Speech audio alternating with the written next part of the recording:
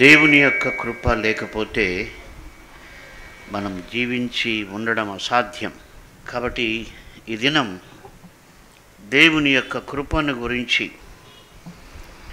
మనం ధ్యానం చేసుకొని, ఆయన కృపచేతనే మనము జీవిస్తున్నామని, ఆయన కృపచేతనే మనము రక్షణ పొందినామని, ఆయన కృపచేతనే మనము ముందుకు వెళ్ళగలమన్నటువంటి ఆ నమ్మకం మనం కుదరడానికి దేవుని యొక్క కృపను గురించి మనం ధ్యానం చేసినట్టయితే, ఆ కృపను మనం ఎంత అర్థం చేసుకుంటామో అంతగా మనము దేవుణ్ణి స్తుతిస్తాం, అంతగా మనము దేవునికి సమీపమవుతాం. కాబట్టి ఆ కృప యొక్క విస్తారమైనటువంటి లేక ఆ కృప బైబిల్లో కృప గురించి ఏం చెప్పబడింది అని మనం కొంచెం లోతుగా పరిశీలన చేస్తే, దేవుడు నా పట్ల ఇంత కృప చూపించాడా అని ఆశ్చర్యం వేస్తుంది. ఎప్పుడు మనం హృదయపూర్వకముగా కృతజ్ఞతలు చెప్పగలమంటే, దేవుడు మన పట్ల చూపిన అత్యధికమైన కృపను తలంచుకున్నప్పుడు. మరి దేవుని యొక్క వాక్యంలో దావీదు యొక్క అనుభవం, ఆయన ఎలాగూ కృపను ధ్యానించాడో మనం చూసినట్టయితే 86వ కీర్తనలో 13వ వచనంలో దావీదు ఇలాగంటున్నాడు, ప్రభువా నా దేవా, నా ఎడల నీవు చూపిన కృప అధికమైనది, పాతాళపు అగాధము నుండి నా ప్రాణమును తప్పించి ఉన్నావు.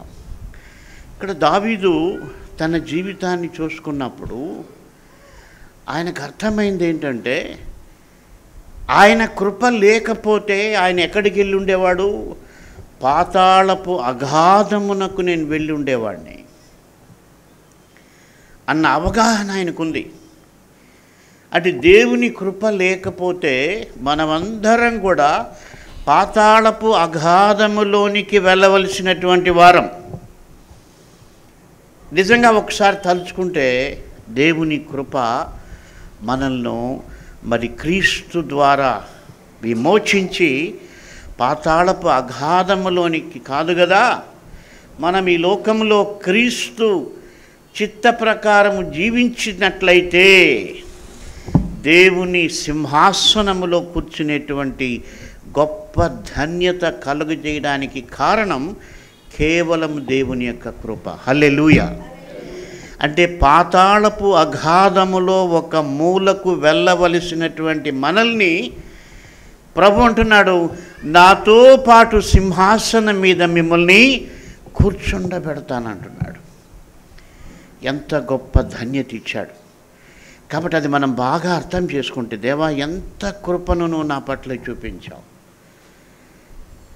నీవు రక్షకుడిని నాకు ప్రత్యక్షపరచుకొని నేను పాతాళపు అగాధములోనికి పోకుండా నీ కుడి పార్శ్వమున లేక నీ ప్రక్కన కూర్చునేటువంటి గొప్ప ధన్యతను నాకు ఇచ్చావని దావీదుకి అర్థమైంది. గమనించండి, నేను కృపను గురించి ఎందుకు ధ్యానం చేయాల్సి వచ్చిందంటే, నేను ఈసారి 20 రోజులు బయట వెళ్ళాను. 20 రోజులు బయట వెళ్ళాను. తిరుపతిలో, అంటే ఇండియాలో ఉంటూ 20 రోజులు బయట వెళ్ళడం అంటే అన్ని ప్రాంతాల, కర్నూలు, ఆళ్ళగడ్డ, జమ్మనమడుగు, బద్వేలు, నెల్లూరు, ఏలూరు, విజయవాడ, ఇవన్నీ కూడా చాలా బిజీగా తిరిగాను. అయితే దేవుడు నాకు 2 పాఠాలు నేర్పించాడు. ఒకటేంటంటే ఆయన కృపను తలుచుకోవటం, ఆయన కృప ఎంత గొప్పదో ఆలోచన చేయడానికి. ఆయన కృప గురించి బైబిల్ ఏం చెప్తుందంటే, అది అధికమైన కృప. అది మనం ధ్యానం చేస్తేనే అర్థమవుతుంది. ఇంకా ఆయన కృప గురించి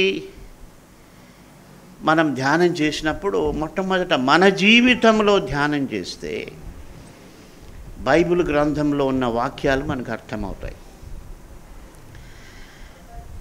నేను చాలా రెస్ట్ లేకుండా తిరిగాను, డ్రైవ్ చేశాను. ఓ పెద్ద యాక్సిడెంట్ ఏలూరు దగ్గర జరగాల్సింది. యాక్సిడెంట్ అంటే ఇంక మనుషులు చనిపోవాలి, నేను కూడా బతికే అవకాశం లేదు. అంటే 20 రోజులు సరిగా నిద్ర లేదు. హైవేలో తూగొచ్చింది, నిద్రపోయాను. నిద్రపోయి ఊర్లోకి ఎంటర్ అయ్యాము.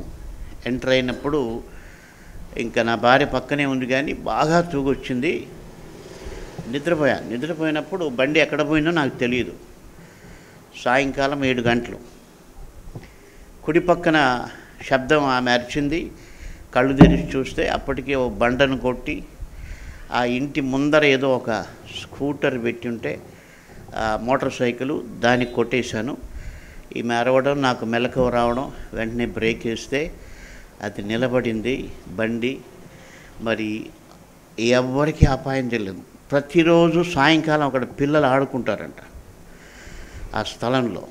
అంటే ఒక 4-5 పిల్లలు ఆడుకుంటారు. అయితే దేవుని దయ వల్ల ఏమీ జరగలేదు.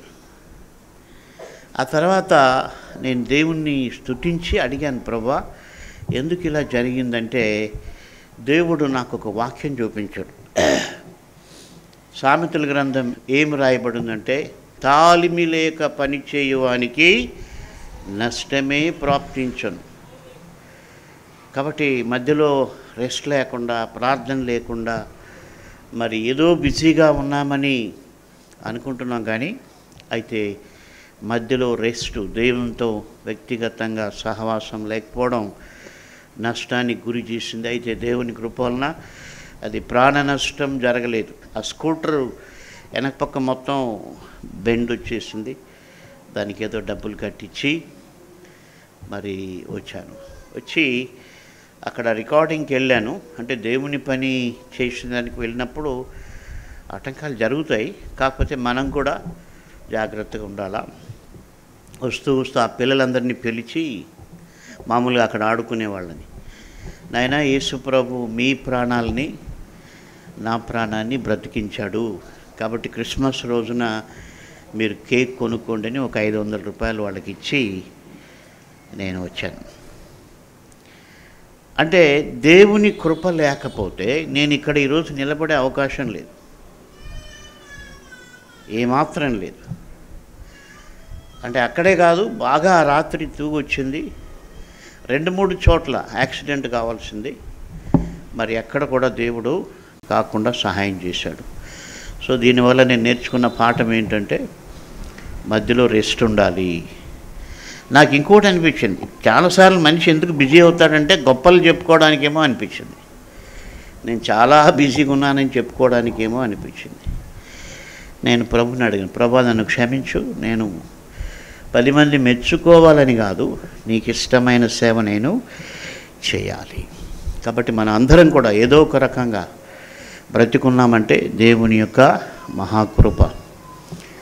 మరి ఆయన కృపను మనం ఎంతగా ధ్యానిస్తే, నాకు అనిపించింది కంటికేమో చిన్న యాక్సిడెంట్ కనిపిస్తుంది, అంటే బండి ఇరిగిపోయింది. ఒకవేళ ఊహించుకుంటే అక్కడ 10 మంది పిల్లలు ఆడుకుని ఉంటే, మరి యాక్సిడెంట్ అయితే ఆ స్పీడ్లో అది ఎంత భయంకరం. ఆ సంఘటన తర్వాత నాకు ఒక సంఘటన గుర్తొచ్చింది.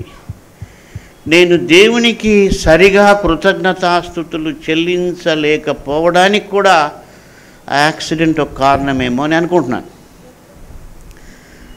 ఎందుకంటే మనం దేవుడు చేసిన మేళ్ళు కొన్ని మర్చిపోకుండా కృతజ్ఞత చెల్లిస్తే అది గొప్ప ఆశీర్వాదకరం.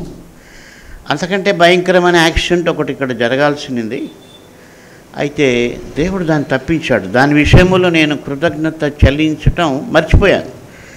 సాధారణంగా ప్రతిరోజు దేవుడు నా జీవితంలో చేసిన మహోపకారాలన్నీ జ్ఞాపకం చేసుకొని స్తుతించడం నాకు అలవాటు. అయితే చాలా సంవత్సరాల క్రితం ఇక్కడ చర్చి ముందరే ఒక సంఘటన జరిగింది. అప్పుడు టెంపో ట్రావెలర్ ఉండింది.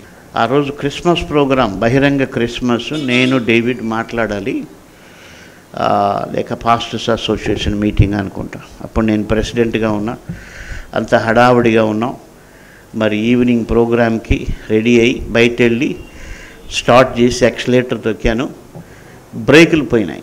నాకు తెలియదు, బ్రేకులు పోయిన విషయం తెలియదు. మీకు తెలిసి ఈ వీధంతా కూడా డౌనే.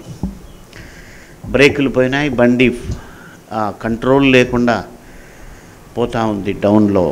ఏం చేయాలో నాకు అర్థం కాలేదు. మనుషులు ఆ పక్క ఈ పక్క తిరుగుతున్నారు. భయం వేసింది, ఎంతమంది చనిపోతారో అని. అయితే దేవుని కృప వలన మరి యేసయ్యా అని గట్టిగా కేకలేసినప్పుడు నాకు తెలియకుండానే నా చేతులతో అదేదో గేర్లోకి వేస్తే ఆగిపోతుందంట బండి. మరి దేవుని దయ వల్ల అలా వేసి మరి ఆ రోజున ప్రభు కాపాడాడు. విచిత్రం ఏంటంటే ఆ తర్వాత కొద్ది రోజులకే ఈ వీధిలో అలాంటి యాక్సిడెంట్ జరిగింది. ఒక మున్సిపల్ డ్రైవరు ఆ ట్రక్ తీసుకొని వెళ్తూ అతనికి కూడా బ్రేక్ ఫెయిల్ అయితే కొడితే దాదాపు 3 ఇక్కడే చనిపోయారు. చాలామంది గాయాలయ్యి 3 చనిపోయారు. అప్పుడు అనిపించింది, ప్రభువా నన్ను అంత ఆపద నుండి తప్పించావు. నేను దాన్ని మర్చిపోయాను. కాబట్టి ఇప్పుడు ఇవి 2 గుర్తుపెట్టుకొని నా లైఫ్ లాంగ్ దేవుణ్ణి స్తుతించాలి. ఎందుకంటే దేవుడు కాపాడకపోయింటే ఆ రోజు చాలామంది చనిపోయి ఉంటారు. మళ్ళీ మొన్న కూడా చాలా ఇదైంటుంది. అయితే దేవుని యొక్క మహాకృప. సో అందుకని కృపను గురించి మనం ధ్యానం చేసినప్పుడు మన జీవితంలో దేవుడు చేసినటువంటి కృపను మనం జ్ఞాపకం చేసుకుంటే మనం అనుకోవచ్చు, మనకు తెలియకుండా కూడా దేవుడు కాపాడుతూ ఉంటాడు. అది మనకు అర్థం కాకపోవచ్చు, మనకు తెలియకుండా కూడా కాపాడుతూ ఉంటాడు. దావీదుకు తెలియదు. సౌలు దగ్గరికి వెళ్ళినప్పుడు సౌలు దగ్గర ఉన్న ఈటె తీసుకొని రావాలని దావీదు ప్రయత్నం చేసినప్పుడు దేవుడు గాఢ నిద్రను సౌలుకు అక్కడున్న వాళ్ళకి కలుగు చేసినందువలన వారు మేల్కోలేదు. కానీ దేవుడు సౌలుకు గాఢ నిద్ర కలిగజేసిన విషయం దావీదుకు తెలిసే అవకాశం లేదు. అయితే దేవుడు అలా దావీదుకు తోడై ఉండి కాపాడుతూ ఉన్నాడు. మనకు కూడా ఆయన కృపను బట్టి కాపాడుతూ ఉన్నాడు. కాబట్టి దేవుని యొక్క కృప అధికమైనటువంటిదని ఎప్పుడు మనం గ్రహిస్తామంటే ఆ కృపను ధ్యానం చేసినప్పుడు. దావీదు దాన్ని ధ్యానం చేసి ఆయన కృపను గురించి చెప్పినటువంటి కొన్ని మాటలు మనం చూసినట్టయితే కీర్తనలు 57:9 నీ కృప ఆకాశము కంటే ఎత్తైనది. నీ కృప ఆకాశము కంటే ఎత్తైనది. మనం ఉట్టిన ఆయన కృపను గురించి వింటున్నాం, కానీ ఆయన అనుభవపూర్వకంగా తెలుసుకొని ఆయన అంటున్నాడు, దేవా నీ కృప ఆకాశము కంటే ఎత్తైనది. అసలు ఆకాశమే అన్నిటికంటే ఎత్తైంది. అయితే దావీదు ఆయన గ్రహించింది ఏంటంటే దేవుని కృప ఆకాశము కంటే ఎత్తైనది. అంతేకాదు దావీదు పాత నిబంధన గ్రంథాన్ని ధ్యానం చేసి ఆ కృపను గురించి తెలుసుకున్నాడు. ఇప్పుడు మనం దావీదు కీర్తనలు తలుచుకొని ధ్యానం చేయొచ్చు. నెహెమ్యా గ్రంథంలో దేవుని కృప గురించి ఇంకొక మంచి మాట ఉంటుంది. నెహెమ్యా 9:19 వారు ఎడారిలో ఉండగా నీవు బహు విస్తారమైన కృప కలిగిన వాడవై వారిని విసర్జింపలేదు. మార్గము గుండా వారిని తోడుకొని పోవుటకు పగలు మేఘస్తంభమును, దారిలో వారికి వెలిగించుటకు రాత్రి అగ్నిస్తంభమును వారి పైనుండి వెళ్ళిపోక నిలిచెను. అంటే విస్తారమైన కృప కలిగి, అంటే ఎడారిలో ఇశ్రాయేలు గురించి చెప్పడింది. వారు తిరుగుబాటు చేస్తూ ఉన్నారు, దేవుని మాట వినట్లేదు, వాళ్ళకి ఏది కావాలో అది కోరుకుంటున్నారు, దేవుడు చెప్పింది వినట్లేదు, వారిని విసర్జించాలి దేవుడు. అయితే ఎందుకు విసర్జించలేదంటే బహు విస్తారమైన కృప కలిగిన వాడవై. కాబట్టి దేవుడు బహు విస్తారమైనటువంటి కృప కలిగిన వాడు. అంటే ఆకాశము కంటే ఎత్తైనది.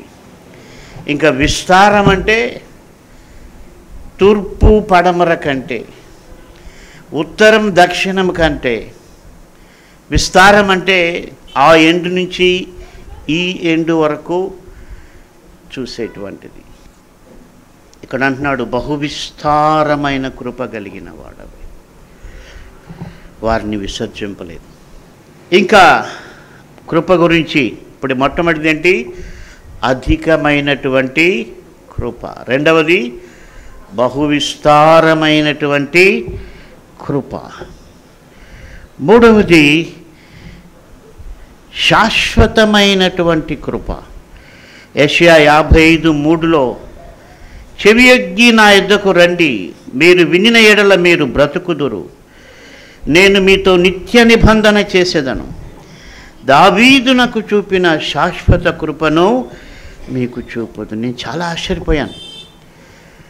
అంటే మనుషులందరికీ కూడా తన దగ్గరకు వచ్చిన వారికి దావీదుకు చూపిన కృప చూపిస్తాడంట. హల్లెలూయా. నాకు చాలా ఆశ్చర్యం వేసింది. ప్రభా, నేను అందుకు యోగ్యుడునా? దావీదంటే నీ హృదయానుసారి, దావీదంటే నీ కొరకు ఏమైనా చేసేవాడు, దావీదంటే ప్రతి విషయము నీ దగ్గర విచారించేవాడు, దావీదంటే తన జీవితంలో కష్టము కలిగినప్పటికీ యెహోవా అనుమతించినాడేమో, అది అలాగే ఉంది అన్నటువంటి ఆ గొప్ప భక్తునికి చూపిన కృప మనకు కూడా చూపిస్తున్నాడంటే చాలా ఆశ్చర్యం. మనం చాలా సిగ్గుపడాలి. ప్రభువా, మరి నీ కృప ఎంత గొప్పది. దావీదుకు చూపిన కృప మన పట్ల దేవుడు చూపిస్తానంటున్నాడు. కాబట్టి శాశ్వత కృప, అధికమైన కృప, బహు విస్తారమైన కృప, శాశ్వత కృప. అంతేకాదు విడువని కృప. ఇదేంటంటే విడువని కృప.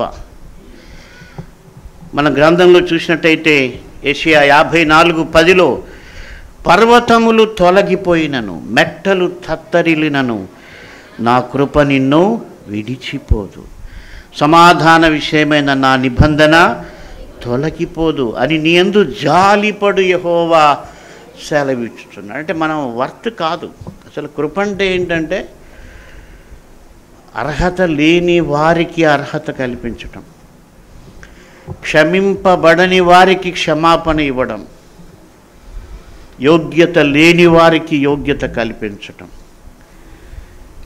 సో అట్టి కృప ఆయన జాలిపడి చేస్తున్నాడు. కాబట్టి ఈ కృపను మనం ధ్యానించాలి. అధికమైన కృపను, బహువిస్తారమైనటువంటి కృపను, శాశ్వతమైనటువంటి కృపను, విడిచిపోని కృపను, విడిచిపోని కృపను. అంతేకాదు యుగ యుగములు నిలిచే కృప అంటాడు. కీర్తనలు 103:18లో ఆయన కృప యుగ యుగములు నిలుచొను, ఆయన నీతి వారికి పిల్ల పిల్ల తరమున నిలుచొను. కాబట్టి దేవుని యొక్క కృప యుగ యుగములు నిలిచేటువంటి కృప. ఆయన కృప మనం పైన నిలిచి ఉంటుందని, మన పిల్లల పైన నిలిచి ఉంటుందని, పిల్ల పిల్ల తరమున నిలిచి ఉంటుందని దేవుని యొక్క వాక్యంలో చెప్పబడింది. మరి ఇంకా దావీదు ఆయన ఎలా చూస్తున్నాడంటే కీర్తనలు 36:7లో దేవా నీ కృప ఎంతో అమూల్యమైనది. ఆయన కృప అమూల్యమైనటువంటిది. అంటే వెల కట్టలేనటువంటిది, వెల చెల్లించలేనటువంటిది, అమూల్యమైనటువంటి కృప. ఆయన కృప అమూల్యమైనటువంటి కృప. సో ఈ కృపను దేవుడు మన దగ్గరికి క్రీస్తు ద్వారా తీసుకొని వచ్చాడు. మనం ఎవరు అర్హులం కాం.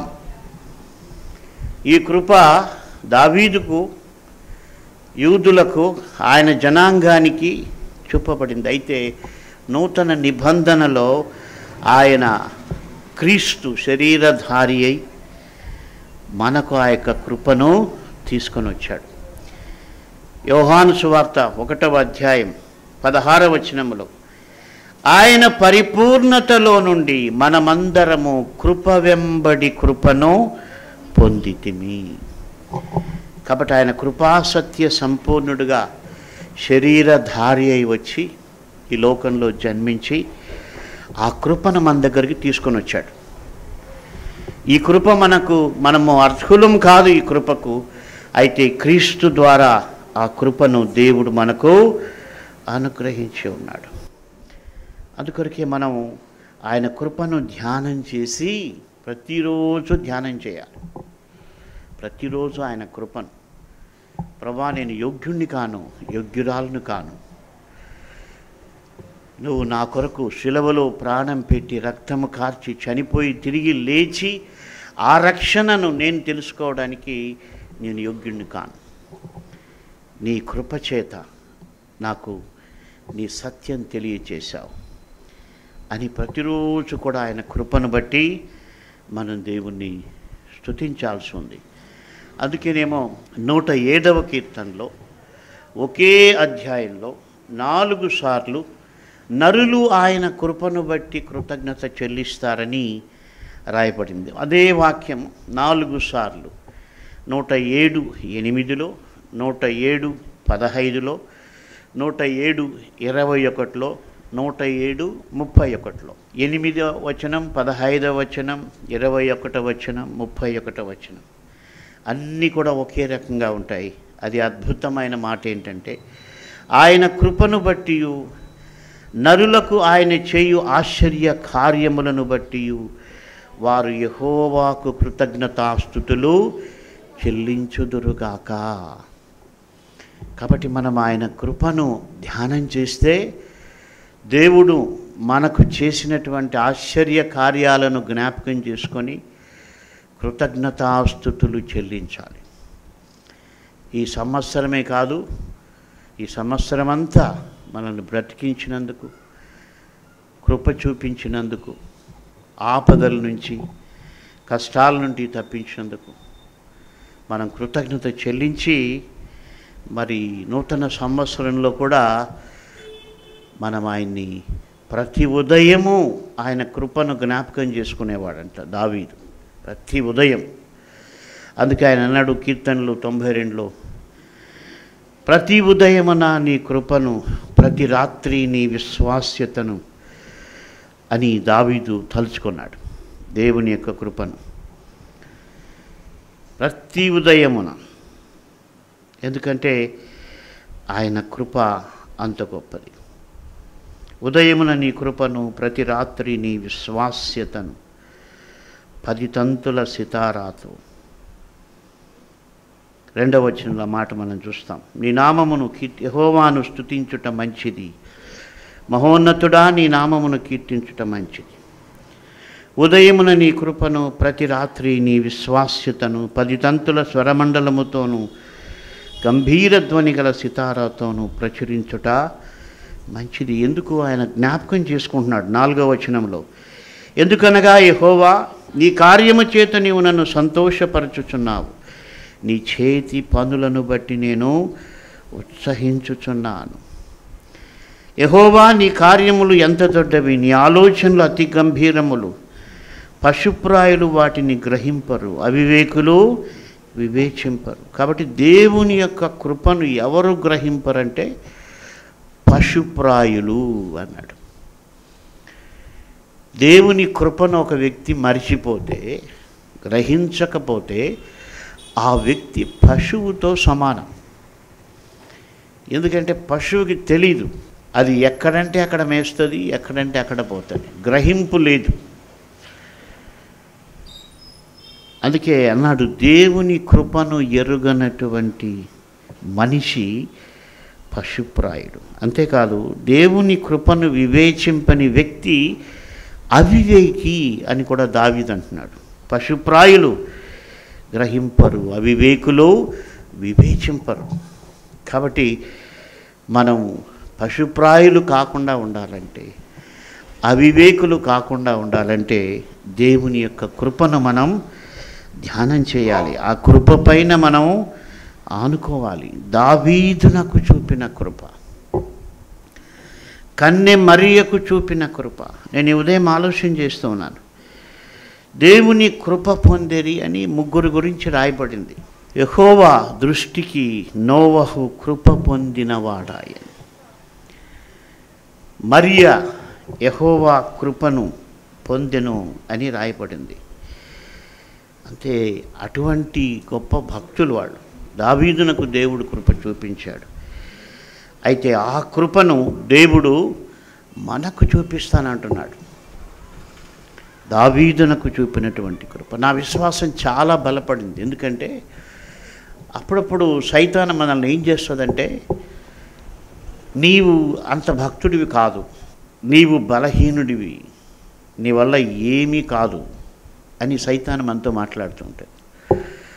అయితే ఆ మాట ఏంటంటే, దావీదునకు చూపిన కృప నేను నీకు చూపిస్తానన్నాడు. అంతేకాదు, మరి జకర్యా గ్రంథంలో చెప్పబడింది, దావీదు వలె చేస్తానని కూడా అన్నాడు. అక్కడ ఏం చెప్పబడిందంటే, ఆ దినమున శక్తిహీనులు దావీదు వంటి వారు అవుతారంటాడు. శక్తిహీనులు దావీదు వంటి వారు అంటే శక్తిహీనులను కూడా దావీదు వంటి వారిగా చేస్తానని దేవుడు అంటున్నాడు. ఎందుకు? దావీదునకు చూపిన కృపను చూపిస్తున్నాడు కాబట్టి, ఆ కృప దావీదుని ఏ విధంగా గొల్యాతుని ఎదుర్కొనేటువంటి బలమైన శక్తి దేవుని కృప దావీదుకి ఎలా కలిగించిందో, అలాగున దేవుడు మనల్ని కూడా చేయగలడు. కాబట్టి మనం ఆయన కృపను ఆధారం చేసుకుంటే బ్రతకగలం. మన యోగ్యతను, మన శక్తిని జ్ఞాపకం చేసుకుంటే మనం ఏం కూడా చేయలేం. అయితే ఆయన కృప, దావీదునకు చూపిన కృప ఆయన చూపించాడు. మరి నోవహు దృష్టి, అయితే యెహోవా దృష్టి యందు నోవహు కృప పొందినవాడాయ. కాబట్టి ఆ కృప మనకు తోడుగా ఉన్నప్పుడు ఆ కృప మనల్ని బలపరుస్తుంది. కాబట్టి కృపను బట్టి మన హృదయాలు స్థిరపరచుకోవాలి. చాలాసార్లు మనం రక్షణ పొందినామని రక్షణ లేని వారిని తృణీకరిస్తాం. కొన్ని సంఘాల వాళ్ళైతే వాళ్ళ సంఘాల వాళ్ళు తప్ప మిగిలిన వాళ్ళకి ఎవరికీ రక్షణ లేదనుకుంటారు. అసలు రక్షణ గురించి బైబిల్ ఏం చెప్తుందంటే, మీరు కృపచేతనే రక్షణ పొందారు, ఎవరు కూడా అతిశయించటానికి లేదు. కేవలం కృపచేతనే మీరు రక్షణ పొందారు. ఎఫ్సి పత్రిక 2:5 కృపచేత మీరు రక్షింపబడి ఉన్నారు, క్రీస్తు యేసునందు ఆయన మనకు చేసిన ఉపకారము ద్వారా అత్యధికమైన తన కృపా మహదైశ్వర్యమును రాబో యుగముల్లో కనపరచు నిమిత్తం క్రీస్తు యేసునందు మనల్ని ఆయనతో కూడా లేపి పరలోకమందు ఆయనతో కూడా కూర్చుండబెట్టింది. ఈ మాట గమనించండి. మీరు విశ్వాసము ద్వారా కృపచేతనే రక్షింపబడి ఉన్నారు. ఇది మీ వలన కలిగినది కాదు, దేవుని వరమే. 9వ వచనం, అది క్రియల వలన కలిగినది కాదు, గనుక ఎవడునూ అతిశయపడ వీలు లేదు. కాబట్టి రక్షణను బట్టి ఎవడైనా అతిశయపడుతున్నాడు అంటే వానికి సరైన రక్షణ లేనట్టే. ఎందుకంటే కృపచేతనే రక్షింపబడ్డారు మీరు విశ్వాసము ద్వారా. ఇక్కడ విశ్వాసం కూడా దేవుడిచ్చేదే. హెబ్రీ 12లో చెప్పబడింది, ఆయన విశ్వాసమునకు కర్త ఆయనే. మనం యేసయ్యను నమ్మడానికి అక్కడ కూడా కర్త ఆయనే. పరిశుద్ధాత్మ దేవుడు మనల్ని ఒప్పించాడు కాబట్టి మనకు క్రీస్తు రక్షణ అర్థమైంది. కాబట్టి దానికి కర్త ఆయనే, దాన్ని కొనసాగించేవాడు ఆయనే. కాబట్టి ఎవడైనా రక్షణ పొందిన విషయంలో అతిశయపడితే, ఇతర సంఘాల వాళ్ళని తక్కువగా చూస్తే వాడు దేవుని సంబంధి కాదు. ఎందుకంటే వాక్యము అలా చెబుతుంది. ఎవడు అతిశయపడడానికి వీల్లేదు. నువ్వెవడు అతిశయపడడానికి? రెండవది, మారు మనస్సు అన్నటువంటిది దేవుడిచ్చేటువంటిది, మనిషి తెచ్చుకునేది కాదు. ఆయన సువార్తకు లోబడిన వారందరికీ మారు మనస్సును ఆయన కలుగజేసి రక్షణ కలుగజేస్తాడు. ఆ రక్షణ కృపచేత కలిగేటువంటిది. కాబట్టి దేవుడు మన పట్ల కృప చూపించి సంవత్సరమంతా కూడా, గత సంవత్సరాలన్నీ కూడా, నా విషయంలో అయితే 2020కే లైఫ్ అయిపోయింది. అయితే ఆయన కృప చూపించి ఆయన నన్ను బ్రతికించాడు. నాకు ఆపరేషన్ అయ్యి ఇప్పుడు దాదాపు 4 సంవత్సరాలు పూర్తి అయింది. అంటే ఆయన కృప నన్ను బ్రతికించింది. కాబట్టి నేను ప్రతిరోజు ఆయన కృపలను తలంచుకుంటూ మరి జ్ఞాపకం చేసుకుంటాను. దేవుని పరిశుద్ధాత్మ 136వ కీర్తన ఎందుకు రాయించారంటే, అక్కడ ప్రతి వచనములో ఆయన కృప నిరంతరముండును, ఆయన కృప నిరంతరముండును. ప్రతి వచనములో 26 వచనాలుంటే ప్రతి వచనములో ఆయన కృప నిరంతరముండునని భక్తుడు రాశాడు. ఎందుకంటే ఆ కృపను తలంచుకుంటేనే మనం బ్రతుకుతాం. ఆ కృపను మరిచిపోతే మన విశ్వాసం వెళ్ళిపోద్ది. నేనేమనుకుంటానంటే, ఆత్మ సంబంధమైన జీవితానికి దేవుని కృప అన్నటువంటిది శ్వాస లాంటిది, ఊపిరి లాంటిది. మనిషి జీవితంలో ఊపిరి ఆగిపోతే మనిషి చచ్చిపోతాడు, అంతే, నిర్జీవుడైపోతాడు.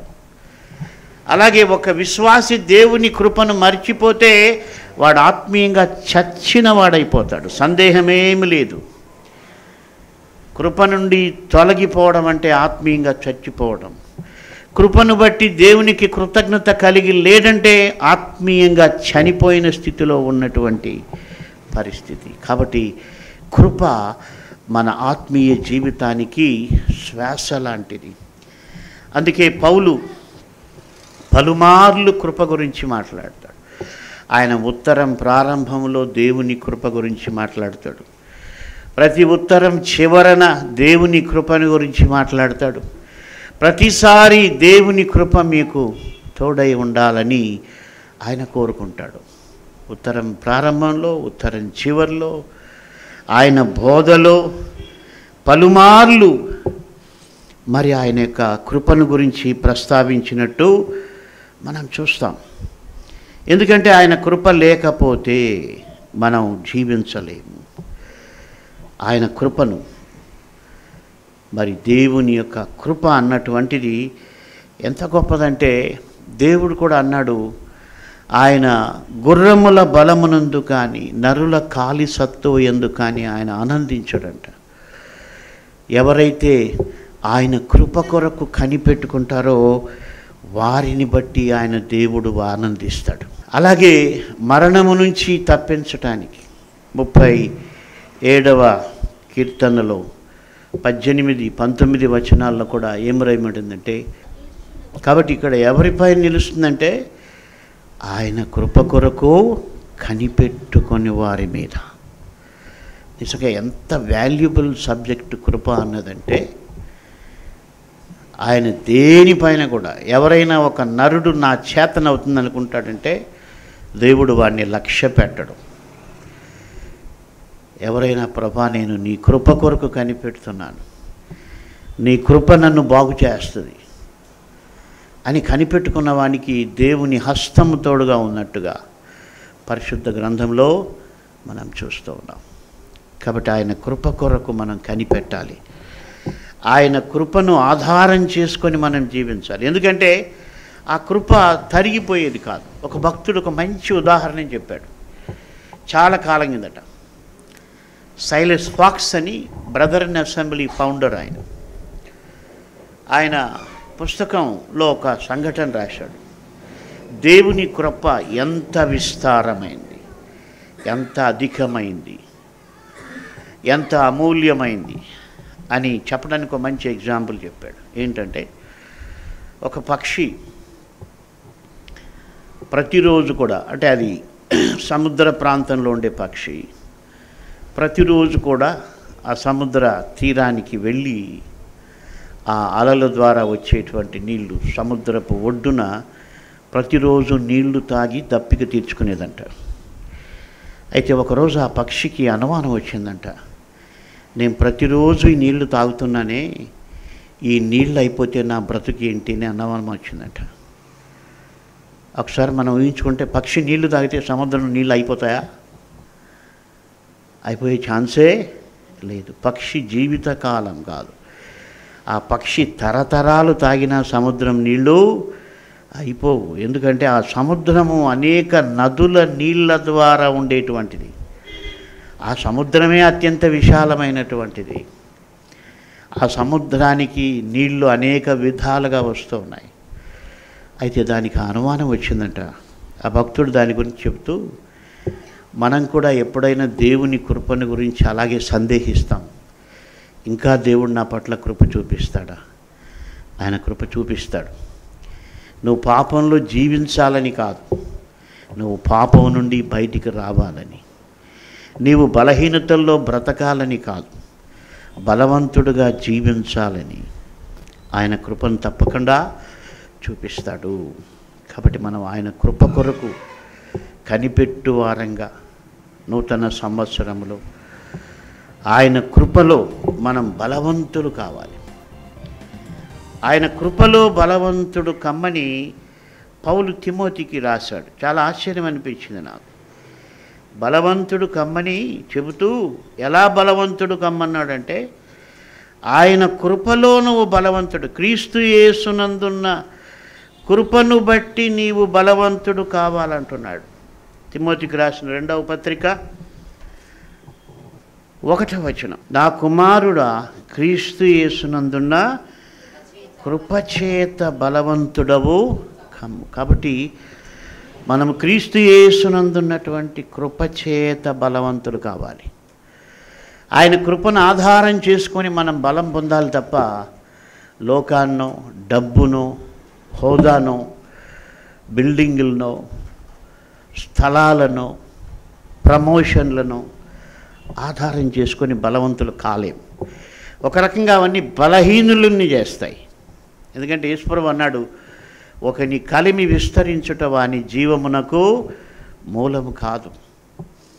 అయితే ఆయన కృపను ఆధారం చేసుకున్నట్టయితే దేవుడు మనల్ని బ్లెస్ చేస్తాడు, మనం బలవంతంగా ఉంటాం. కాబట్టి దేవుని యొక్క కృపచేత మనము బలవంతులం కావాలి. సరే, ఈ కృప ఏం బోధిస్తుందంటే, మనం దేవుని వాక్యంలో చూస్తే చివరిగా తీతుకు రాసిన పత్రిక అసలు కృప ఏం చెబుతోంది? ఇందాక మనం చూసాం, ఆయన కృప మనల్ని బ్రతికించింది, రక్షించింది, బలవంతులుగా చేస్తుంది. ఆయన కృప అధికమైనది, ఆయన కృప బహు విస్తారమైనది, ఆయన కృప అమూల్యమైనది, ఆయన కృప అధికమైనటువంటిది, ఆయన కృప విడువని కృప, ఆయన కృప ఎడబాయిని కృప, ఆయన కృప శాశ్వత కృప అని మనం దేవుణ్ణి స్తుతిస్తూ ఏం నేర్చుకోవాలంటే, ఆయన కృపలో ఆయన కృప ఏం చెబుతుందంటే, తీతు పత్రికలో 2వ అధ్యాయం 11వ వచనం 12వ వచనం, ఏలయనగా సమస్త మనుష్యులకు రక్షణకరమైన దేవుని కృప ప్రత్యక్షమై, ఏం చెప్తుందంటే, కృప ప్రత్యక్షమై దేవుడు మనకు ఆ ప్రత్యక్షత ఇచ్చాడు. ఇప్పుడు ఈ కృప మనకు బాగా అర్థమైతే, ఈ కృప ప్రత్యక్షమై ఏం బోధిస్తుందంటే, మనము భక్తిహీనతను, ఇహలోక సంబంధమైన దురాశలను విసర్జించి శుభప్రదమైన నిరీక్షణ నిమిత్తము, అనగా మహాదేవుడును మన రక్షకుడునైన యేసుక్రీస్తు మహిమ యొక్క ప్రత్యక్షత కొరకు ఎదురు చూచుచు ఈ లోకములో స్వస్థ బుద్ధితోనూ నీతితోనూ భక్తితోనూ బ్రతుకుచుండవలనని మనకు బోధించుచున్నది. కాబట్టి ఈ కృప ప్రత్యక్షమై ఏం బోధిస్తుంది? కృప బాగానే ఉంది, చాలా ఇంట్రెస్టింగ్గా ఉంది, చాలా ఎంకరేజింగ్గా ఉంది, చాలా కాపాడుతుంది, ఆదుకుంటుంది, అయితే ఆ కృప ఏం బోధిస్తుందంటే, మనము భక్తిహీనతను, ఇహలోక సంబంధమైన దురాశలను విసర్జించాలని బోధిస్తోంది. కాబట్టి కృప నీకు తోడుగా ఉండాలంటే నువ్వు ఇలాంటి ఆశను కలిగి ఉండాలి.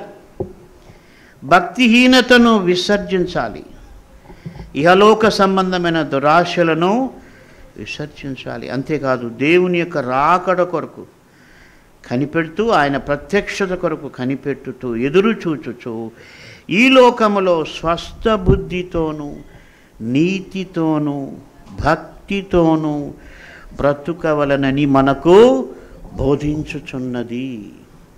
కాబట్టి నూతన సంవత్సరంలో మనం ఎలా జీవించాలంటే, కృప బోధించినటువంటి ఆ బోధన మనము పాటించాలి. భక్తిహీనతను, ఇహలోక సంబంధమైనటువంటి దురాశలు మనల్ని అంటుకోకుండా మనం ప్రార్థన చేయాలి.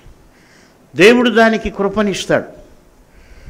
విచిత్రం ఏంటంటే, ఈ భక్తిహీనతను విడిచిపెట్టడానికి కానీ, ఇహలోక సంబంధమైన దురాశలను విసర్జించడానికి కానీ మన శక్తి చాలదు.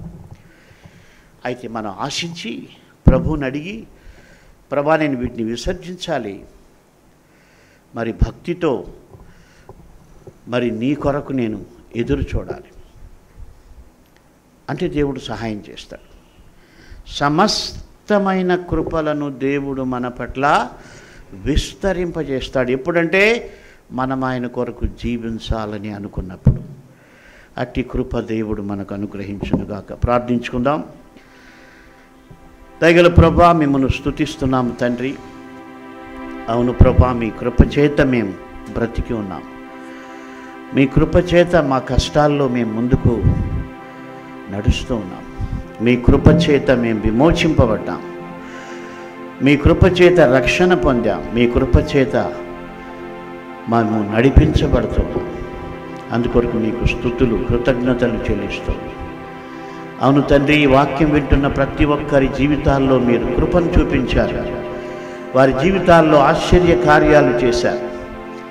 అందుకే 4 సార్లు ఒకే అధ్యాయంలో ఆయన కృపను బట్టి, నరులకు ఆయన చేసిన ఆశ్చర్య కార్యములను బట్టి వారు యెహోవాకు కృతజ్ఞతాస్తుతులు చెల్లించుదురుగాక అని మీ లేఖనంలో వ్రాయించారు. మేము అలాగున మీ కృపను జ్ఞాపకం చేసుకొని, మీ అమూల్యమైన కృపను, అధికమైన కృపను, శాశ్వతమైన కృపను, విడువని కృపను, ఎడబాయని కృపను, యుగ యుగములు నిలుచు కృపను మేము ప్రతిరోజు జ్ఞాపకం చేసుకుంటాం. కృప మాకు ఏం బోధించిందో అలాగ మేము భక్తిహీనతను, ఇహలోక దురాశలను విసర్జించి స్వస్థ బుద్ధితో మీకు ఇష్టమైన జీవితం జీవించడం మాకు ఈ మాటలు వింటున్న వారికి సహాయం చేయమని మరి ఒకసారి మీ కృపను బట్టి మీకు కృతజ్ఞతలు చెల్లిస్తూ, అవును తండ్రి, మేము పాతాళపు అగాధమునకు వెళ్ళవలసిన వారు అయితే మమ్మల్ని విమోచించారు. మీ కృపతో విమోచించారు. మీ కృపతో మాకు విశ్వాసం ఇచ్చారు. మీ కృపతో మా విశ్వాసాన్ని కొనసాగిస్తున్నారు. అలాగే మేము ఈ కృపచేత ఈ లోకమును జయించినప్పుడు, మా ప్రభా ఇదిగో మా జీవితకాలం ముగిసినప్పుడు మీతో పాటు సింహాసనంలో కూర్చునేటువంటి గొప్ప ఆధిక్యతను మీ కృప మాకు కలుగజేసినందుకు మీకు స్తుతులు చెల్లిస్తున్నాం. మేము ఈ లోకంలో జీవించినంత కాలం మరి ప్రతి సంవత్సరము నూతన పరచబడి మీ కృపలో బలవంతులగుటకు సహాయం చేయండి. మా శక్తిని, మా ధనాన్ని, మా ఉద్యోగాన్ని ఆధారం చేసుకోకుండా కేవలం నీ కృపను ఆధారం చేసుకొని జీవించుటకు మాకు సహాయం చేయమని యేసు నామమున ప్రార్థిస్తున్నాము తండ్రి. ఆమేన్.